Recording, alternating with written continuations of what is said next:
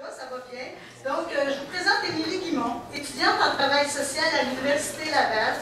Elle est candidate au Québec solidaire en 2008 dans la circonscription de Beauce-Nord. Actuellement, elle est membre du comité de coordination nationale de Québec solidaire en tant que responsable à la commission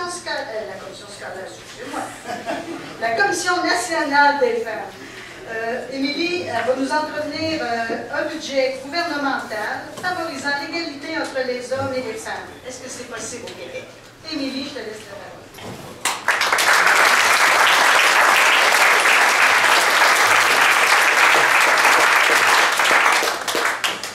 Alors bonjour à toutes et à tous. Est-ce que vous m'entendez bien comme ça à l'arrière? Oui. Ça va? Excellent. Alors je suis très contente d'être avec vous aujourd'hui. Merci beaucoup à l'organisation, des personnes qui ont organisé la soirée ce soir, parce que c'est vraiment un succès de voir autant de personnes qui se sont déplacées. Donc je pense qu'on peut leur envoyer une bonne main d'applaudissements là en partant.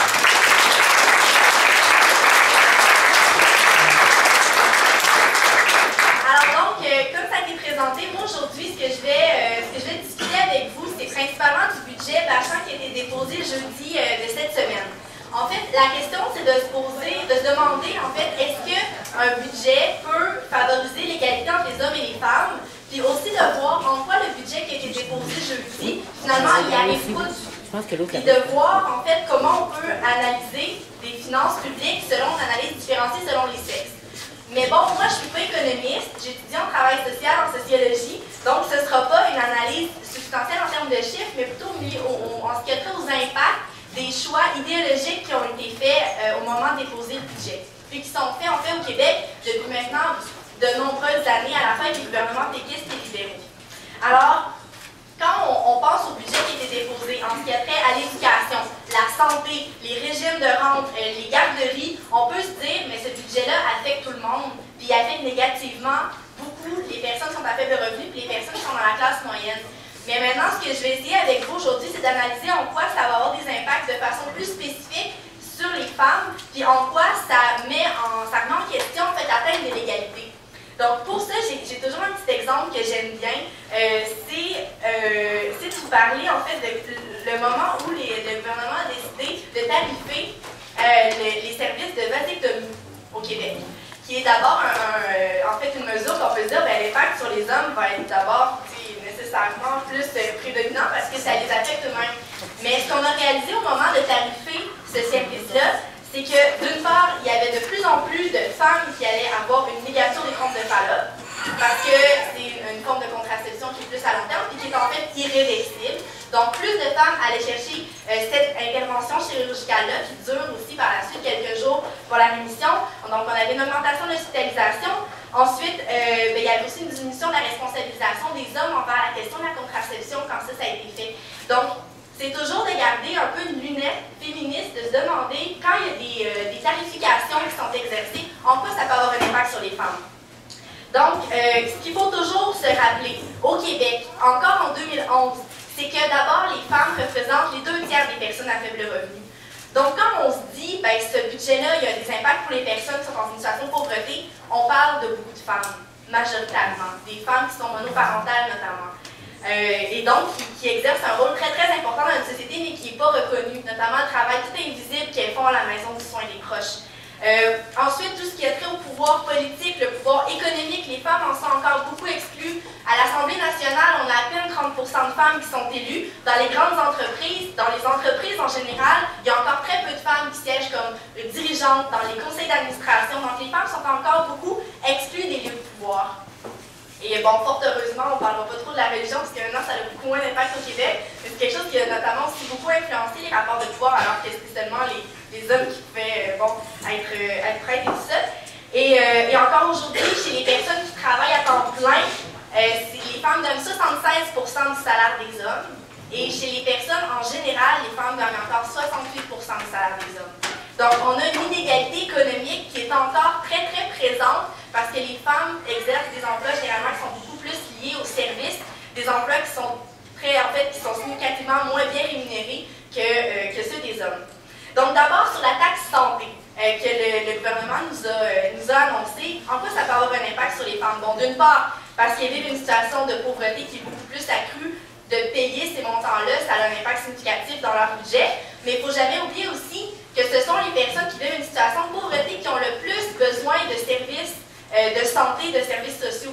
De par le fait qu'ils vivent dans des logements qui sont moins bien isolés, qui ont peut-être parfois c'est moins salubre aussi, une moins bonne alimentation due au fait qu'on manque de sous pour s'acheter plus de fruits, plus de légumes. Donc en fait, les personnes en situation de pauvreté ont besoin de plus de services de santé, mais les femmes en général, de par leur biologie, de par tout ce qui est système reproducteur, accouchement, ont besoin de plus de services. Elles accompagnent beaucoup plus les enfants qui vont à l'hôpital, qui vont dans les CLSC. Ce sont les femmes qui prennent la majorité des congés parentaux pour accompagner leurs enfants dans ces services-là. Puis ensuite, on peut pas exclure non plus toutes les situations de violence conjugale, violence familiale, agression sexuelle qui nécessitent pour les femmes des services de santé qui sont spécifiques. Alors donc, c'est toujours très aberrant quand on a entendu parler de la possibilité que les personnes doivent payer pour chaque acte médical qu'ils reçoivent, parce que dans ces cas-ci, ce serait vraiment fondamentalement agressif envers la santé des femmes. Puis aussi, quand on privatise les services de santé, comme je disais tantôt, c'est les personnes qui sont dans une situation de faible revenu qui ont le plus besoin des services de santé. Donc, quand on privatise, on leur donne jamais de cadeaux. On n'est pas en train de les aider du tout, parce qu'en fait, on appauvrit le système public. Ils sont encore une fois majoritairement des femmes qui travaillent dans le système public. On parle en fait dans les services en général, mais on parle de 75% de femmes. Donc c'est elles qui doivent se retrouver par la suite avec la surcharge de travail dans les services publics, mais aussi elles qui se retrouvent dans les services privés, dans les agences, notamment on parle des infirmières qui sont dans les agences et qui doivent être barouettées un peu d'un côté puis de l'autre dans différents emplois où il y a très peu de possibilités d'adaptation et même si elles ont des meilleurs salaires, elles n'ont pas les avantages sociaux qui arrivent avec. Souvent c'est ça qui arrive dans le privé. Puis aussi, encore une fois, en ce qui a trait à la santé, tout ce qui est proche aidant, qu'on a malheureusement appelé des aidants naturels. C'est pas naturel d'aider, c'est en fait nécessaire, mais c'est pas quelque chose qu'on reconnaît dans nos sociétés à l'heure actuelle. Parce qu'en fait, c'est fou, il y a à peu près 7200 personnes qui sont actuellement en attente d'un lit dans les CHSLD. Qui prend soin de ces gens-là pendant ce temps-là? C'est pas des personnes qui restent à la maison pour en prendre soin, c'est des organismes communautaires aussi qui assurent des services auprès de ces gens-là, mais des organismes communautaires qui sont de plus en plus surchargés à cause de la privatisation des services. Puis on parlait d'un manque à gagner en fait de 200 millions pour les organismes communautaires en santé et services sociaux.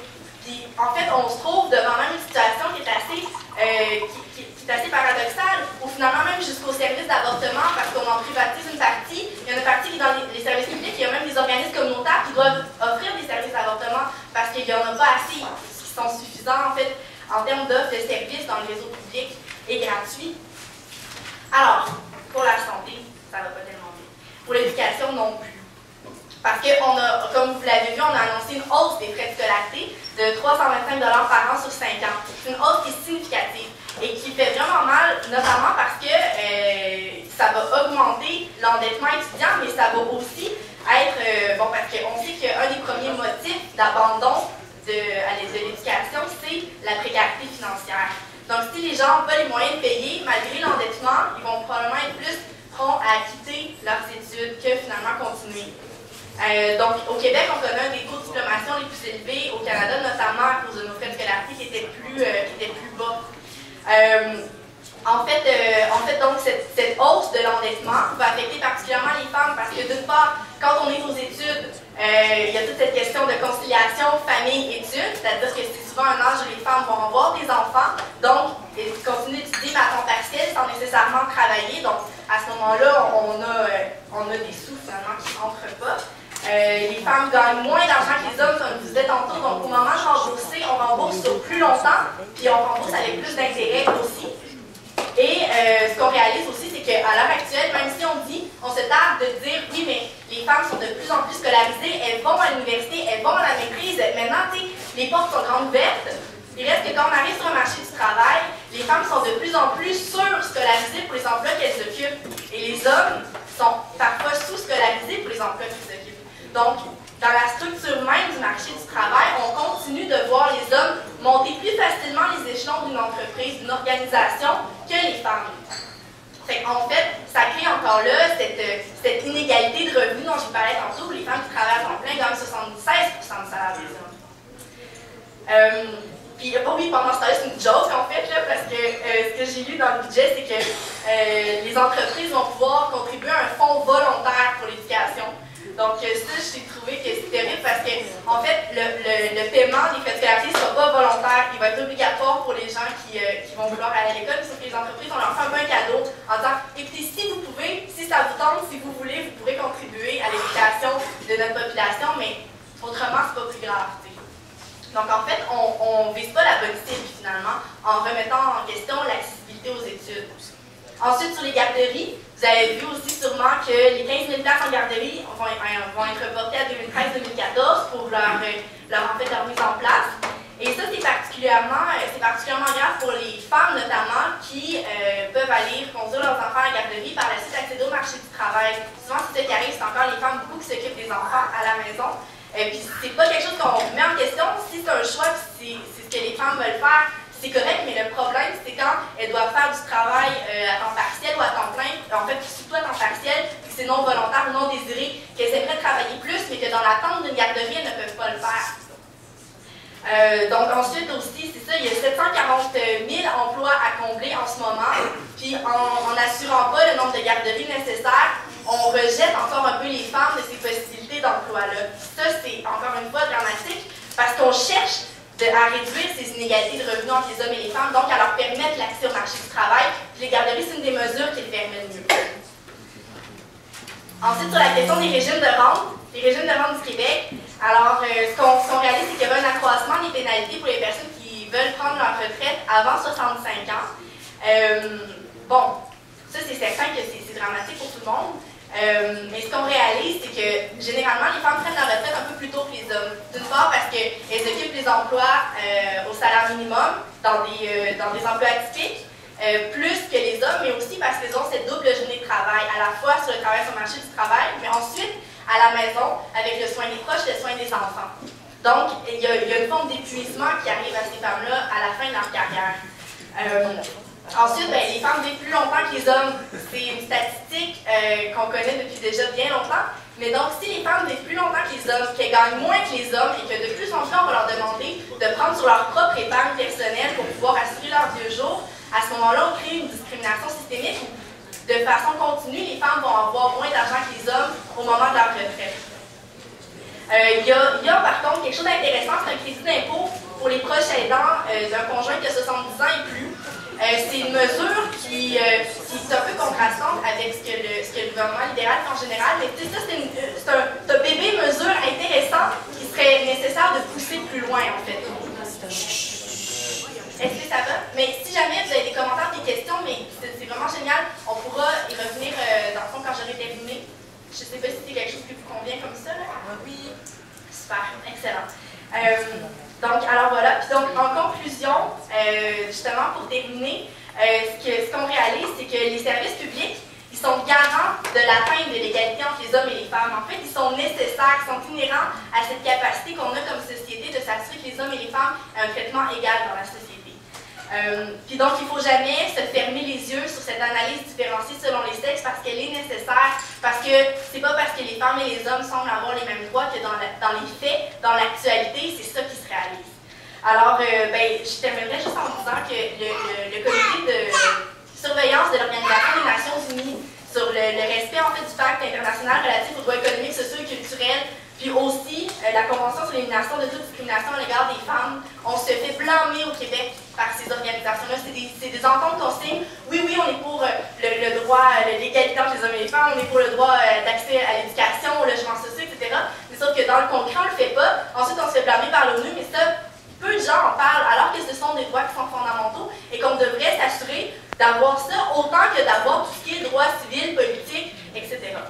Alors, ce sera nécessaire, et c'est ce que Québec solidaire propose, d'aller chercher l'argent là où il est dans la société, dans les grandes entreprises, un palier d'imposition supplémentaire, redevance minière. C'est pas qu'on n'a pas des propositions, des solutions pour aller chercher l'argent dont on a besoin. On en a. Il s'agit qu'elle soit écoutée, il s'agit qu'elle soit appliquée. Et donc, s'assurer une meilleure redistribution de cette richesse pour assurer que tous et toutes dans la société en bénéficient. Puis pour ça, ça prendra particulièrement une mobilisation des femmes qui doivent s'investir de la sphère publique et puis y amener leurs revendications. Et c'est exactement ce que Québec solidaire fait parce que c'est le seul parti féministes au Québec. Merci.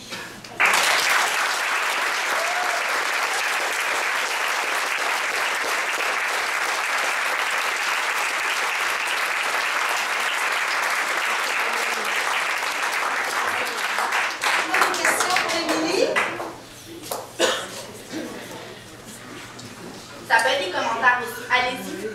J'aurais juste le goût d'ajouter la pauvreté des femmes vieillissantes. Parce que nous, on était à la maison 10 ans, on allait aux études, on a eu un salaire de femme, j'ai la même profession que vous, et on est des femmes vieillissantes pauvres.